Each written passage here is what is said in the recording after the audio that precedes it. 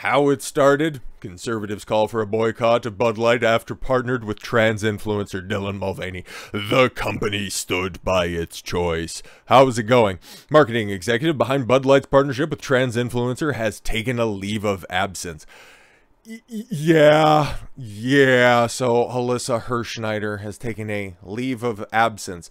But don't worry, she's well connected. She went to all of the same parties at Harvard. Okay, she partnered and she partied with everybody that's around there.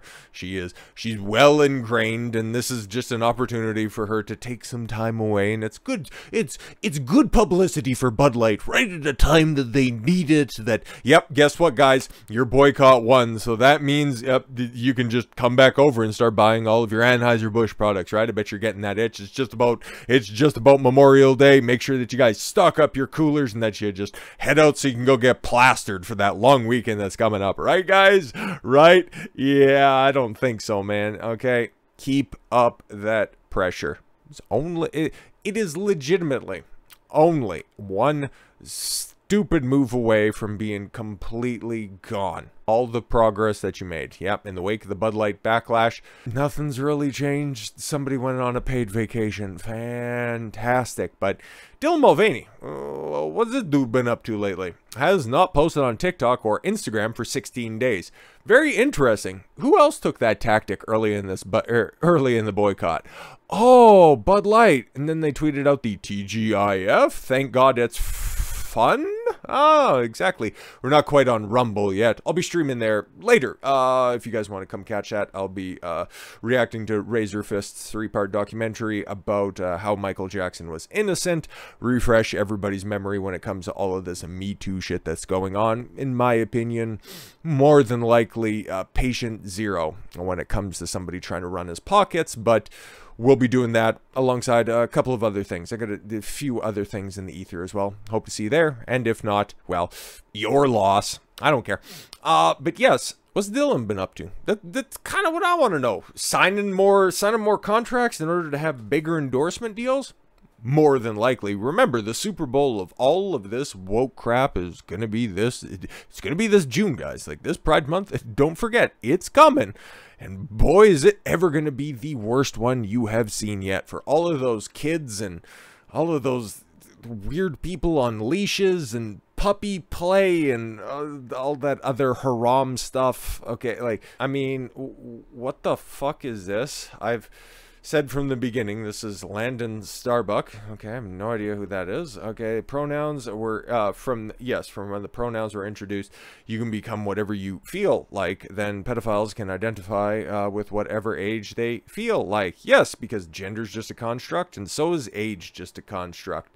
Because, well, mental illness knows no bounds, and if there's somebody willing to capitulate to this fucking nonsense, then you know what? Hey, anybody's willing to do anything. It's so gross. I need to get back to what we were talking about. But where's Dylan? Well, staging some photo shoots in order to elicit some sympathy. Very interesting. Dylan Mulvaney spotted taking out the trash in staged paparazzi photo shoot in Los Angeles. Do you think it's filled with Bud Light? No. And probably filled with all of the old unused razor blades, because let's keep it a buck here. It doesn't look like anybody's really keeping that close of a shave when they don't have photo shoots to be doing. That's why, hey man, and it's like, okay, couldn't quite get that shipment of Gillette shave cream in time. I am so surprised. I'm so surprised that Gillette hasn't made a move on Dylan yet, but I'm sure that's probably coming. Y'all remember those campaigns that went on in 2017 that they still haven't apologized for, even though they lost billions? Still woke as hell. But Dylan spotted in staged paparazzi photos in Los Angeles, and notice how Dylan has facial hair and a 5 o'clock shadow. Yeah, but no, definitely taking that whole transition thing very, very seriously, despite the fact that he claims to have had laser hair removal last year as part of the claimed transition. Underwent facial reconstruction surgery, okay, to have a more feminine appearance, and yeah, you can tell there's definitely a difference, but didn't bother to get that dermal layer taken off. It's very interesting. Must not have had all of those brand deals in place yet. It didn't have enough money to put down in order to make that happen. But I don't. Maybe the lasers don't stick. Okay, maybe it's not there. But on top of the staged photo shoots, Now you're starting to get the sycophantic response from the media, because of course you've seen the death spiral of media lately. It's pretty hilarious. You had BuzzFeed News going out of business, round of applause. Who even knew the BuzzFeed News was still around? Went the exact same way that Gawker did, and that was well back in the cut as well. But the ones that do remain, well, of course they've got to be loyal to the cause. So Bud Light boycott and the sad future of online protest. Get ready for the infinite loop of TikTok snitches. What do you mean by this? Okay. In one of the wonderful and unfortunate realities of TikTok's snitch feature is that you are often subjected to the same video over and over. This is one of these situations where I'm the boomer in the room because I have no idea what the snitch feature or stitch feature. It's okay, it's stitch. I thought it was snitch. That would have been a little bit more appropriate, but okay, stitch feature. That makes a little bit more sense, but I still have no idea what that means. I've seen more reactions to white lady lights spaghetti on fire than I can count. Why are you wasting your time on TikTok? That just sounds like AIDS anyways. This week, that echo came in the form of a person in jeans, boots, and a blue-gray t-shirt and a white baseball cap, driving over a can of Bud Light in a pickup truck. The original TikTok never showed up in my feeds, but the reactions came in droves. Yeah, the way that social media in general has been overtaken by this topic specifically is, it's weird. The last time something like this happened, it revolved around Andrew Tate, but it's weird. Can't quite put my finger on it why this has been so popular, but all of the other boycotts never elicited this sort of response. Maybe it's just because it's encroached so far. That was that step too far where everything's been going at an incremental rate, but this was that one just click too many, and then people started to push back. Perhaps, like, that's the only thing that I can reasonably think of. Outside of that, though, trying to get people to simp for a sedation that's just going to keep them stupid and fat and unfulfilled in life. Maybe, kind of, is it kind of the Matrix at work? I'm not entirely sure, but it's definitely perplexing. But hey, man, if the views are on the table, I'm sure as fuck gonna sweep them up. Okay, I'm not above that stuff, but while everybody else is cranking out the 5-minute long videos going, oh, Bud Light's destroyed, I'll at least add a little bit of context or find some interesting shit like Wired. Like, this is Wired, okay? This isn't, you know, somebody's blog. This is a reasonably reputable outlet, and that term reasonable is doing a hell of a lot of heavy lifting. Anheuser-Busch literally did the bare minimum to recognize a marginalized community. The bare minimum of a marginalized community, bruh. They wanted to do that. It would have been more appropriate if they were launching a Bud Light seltzer campaign or something like that. But no. You went specifically for a product that has a certain demographic, and you did a 180 on it. And when it wasn't needed, wasn't required, and wasn't desired at all. So you're facing the backlash because of it. And you're having a fucking heart attack. Oh my God, went one. How blessed are you that this is the biggest problem you face? No, it's just hilarious, and it's everywhere. Trying to blow this up with the histrionics, yeah, man, it doesn't fit at all. Kind of like some 6-foot-tall dude into some women's jeans. Oh yes, that's stunning and brave, right? Another pointed out that the truck used to drive over that Bud Light was a Chevy, which, made by General Motors, a company like Anheuser-Busch, supports gay rights. Yeah, okay, and just about everything that you do. Guess what? All of these big corporations in some form or fashion bend the knee to the fucking rainbow flag, so let's keep it a buck. It's just how aggressive is Chevy when it comes to their marketing.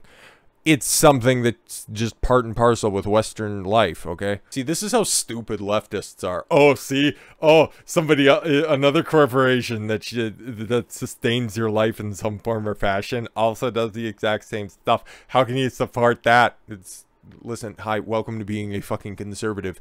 We wouldn't be on the internet using any of these fucking websites, talking into a microphone, into a webcam, having lights on if we were swearing off everything that had woke inclinations. Listen, man, You have to pick your battles. This just happened to be the most egregious. They just don't comprehend that. But that's the side with empathy and feelings and emotions. Fucking tards. All of the fuss started earlier this month when Budweiser partnered with trans TikTok star Dylan Mulvaney, who got an Instagram dressed as Holly Golightly from breakfast at Tiffany's and drank a Bud Light while talking about March Madness. You know how Dylan Mulvaney would have got me on his side? If you would have dressed like Mickey Rooney from breakfast at Tiffany's. Anyways, while that might not have been a cause for alarm for many circles, conservatives began to protest. And oh my god, you know what happens when conservatives protest? They're January 6th. That's just like 9/11 times 2. Oh my god! Kid Rock shot up a few cases at a logger on Instagram. An influencer known as Conservative Dad launched his own ultra-right beer. Shout out to him. I don't know what the sales are like for him. I should probably check in on that in the near future. Country star Travis Tritt, legitimate country star, by the way, tweeted a promise to remove Anheuser-Busch products from his tour rider. John Rich also removed it from, I forget the name of his bar in Nashville. Anyways, got rid of that. But yeah. This campaign also came out right on the heels of the trans shooter in Nashville, which, waiting any day now, that manifesto will come out. Any day now.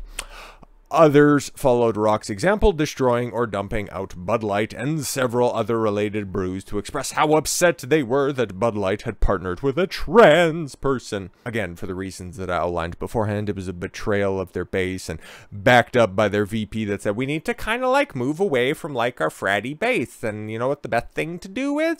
Somebody who represents 0.38% of the population. Oh my god. This is arguably a trend within a trend. Oh, okay. Ever since Fox News, Tucker Carlson went on to evolving sexiness of M&Ms. God, that's... You think conservatives are so fucking stupid we take our marching orders from Tucker Carlson? Listen, man, how many people every night, like, it's the most popular cable news show that's out there. Maybe 2 million people see it. Maybe some of his clips go viral. Like, people know who Tucker Carlson is, but can anybody tell you on a nightly basis? Could anybody under the age of like 60 can actually tell you consistently what Tucker Carlson's talking about? Yeah, I don't think so, man. This is just conservatives who, I don't know, man. I've been aware of this stuff since probably early 2000s. That's when guys like Nick DiPaolo, shout out to the greatest, has been pointing out this stuff too. Like, I've been noticing it in commercials where it was just the bumbling white guy that was always out there, and then just kind of taking a look back at the old John Hughes videos or movies, sorry, from the 1980s, where it was always just the dad, you know. He loved his family. He was always just generally bumbling, and his wife was always like, oh my god, he's just so stupid, but at least he loves his family. Like, there was a little veneer that, you know, at least he's trying his best. But it was still, you know, the head of the household was a blithering idiot. Just take a look at all the vacation movies. The guys were always shown as stupid or borderline abusers, but now it's just descended to a point where it's just like, yeah, okay, you see a white guy show up on the screen, he's eventually going to be the villain. It's like, oh, okay, cool, you know, really inventive, and it just becomes so overt when people start to call it out. You're just mad because they don't make the green M&M sexy anymore.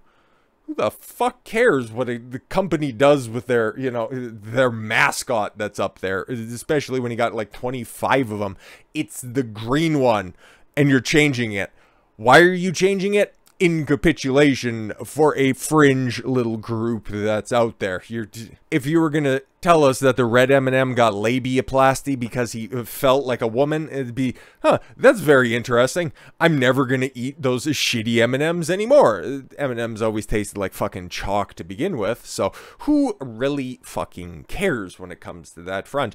Nobody's thought about that. It came, it went, and M&M's scrapped the candies for Maya Rudolph. Fan-fucking-tastic. Calling a company's actions woke has been a go-to method for conservatives to disparage an organization's attempts at inclusivity.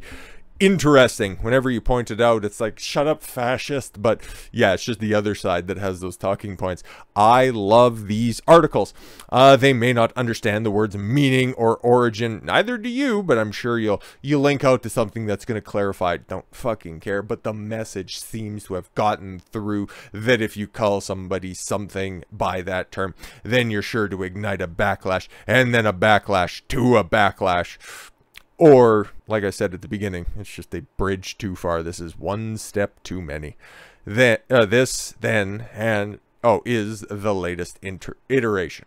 Although reactions and @replies and response videos have been tools in public debate for decades now.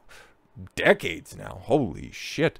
Imagine being this locked into social media. You must be just a real shit person. Anyways, the rise of TikTok as a square of public discourse. Is it? Because I just thought it was just idiots who posted, short form videos that you just forget the moment that you scroll to the next one. But okay, how these I'm sorry, and repeatedly this disintegration of the disintegration of Twitter. Oh really? Because it's kind of fine. I don't know. I'm not a leftist, so whatever. Has changed the tenor of how these debates play out. Really? Oh, okay, cool. Well, I guess if you have a short attention span, if you use TikTok all the time, I don't know, Twitter's 280 characters is just way too elaborate for you to disseminate your thoughts.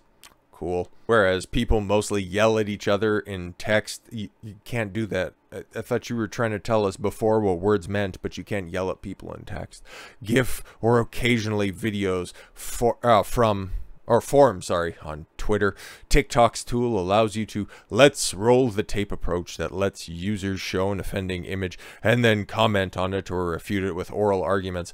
Or just levy ad hominem attacks because it's TikTok, and if you've seen any of those eye cancer-inducing videos, all you know is that somebody just puts a screenshot of something behind them, and they got really shitty green screen in front of them, and then they just go, "No, that's stupid. I've never seen any evidence to back that up. Okay, I'll be back in the next one. Make sure you subscribe to me on all of my social media." Fucking dorks. But anyways, online commentary has always been a sprawling and unruly thing. But what's made the Bud Light controversy, and I use this term loosely, so fascinating to watch, is that now, 3 weeks out, the conversation isn't even about Bud Light and Mulvaney anymore. Yeah, because they've kind of gone quiet, and Bud Light is just trying to sweep it under the carpet. But hey man, okay, let's see if you have a theory on this. Not really. Okay, not really. Instead, people are pointing out that the beer's brands people are switching to, like Coors, also support gay people. Yeah, we know. Yingling doesn't. Ultra Right doesn't. Some local breweries that people are switching to, or maybe this is an opportunity for people to get sober. I don't fucking know. Or discussing which brewer is making Ultra Right beer. Oh, there it is again. That's really got under your craw. Fantastic. They're talking about whether to boycott will have any long-term impact on Anheuser-Busch bottom line or rejuvenate the brand. Oh, if you keep that same energy, probably will. And whether boycotts even work at all. Yeah, you stupid conservatives, why are you even trying? Because protestation is merely a tool of the left. Stop taking away any of our power. We're so weak without the government, corporate structures, the social media, and everything else on all of our side. But if you try to take away our protest tool, what do we have left? Given similar efforts against Nike and its support for Colin Kaepernick and several other fucking body positivity campaigns, and Disney, yeah, again, those are two industries that are on your side, but then they're also at a point where it will take several sustained boycott campaigns. But if you take a look at everything that Disney owns, ESPN, ABC, Marvel, Star Wars, their coffers are pretty full for time. They can see eventually that, yeah, oh, there might be a problem 8-10 years out, and yeah, we should course correct. But take a look at everybody who staffed at all the positions in all of those places, and they're in for a penny, they're in for a pound. Same with Nike. It's the biggest brand in sports, where they have all of the contracts in places, where all of your different sports leagues that are out there at some form, and they make their money back. You don't have to worry about any of that stuff. They are too big to fail. If you don't want to support it, you don't buy it. Plain and simple as that. And that's normally the extent to the conversation. Oh, okay, cool. A company does something that you don't like, or they no longer provide you a service that you're willing to exchange goods and services for. You don't engage in that transaction. But no. They're butthurt. The likes of Wired and other opinion editors that are out there. No, you just hate gay people. No, we just hate when companies don't serve their customers correctly. Well, let's see the final theory here, which is, okay, fine. maybe there's a place for that. Oh, okay. So you're just agreeing with the conservatives in this case, where it's like, okay, fine, you guys have a point. Interesting. Maybe there's a place for that. But when the debate about a beer company supporting a marginalized community, they're an overrepresented community. They're fucking everywhere when they realistically make up a fraction of a percentage. So shut the fuck up. Marginalized.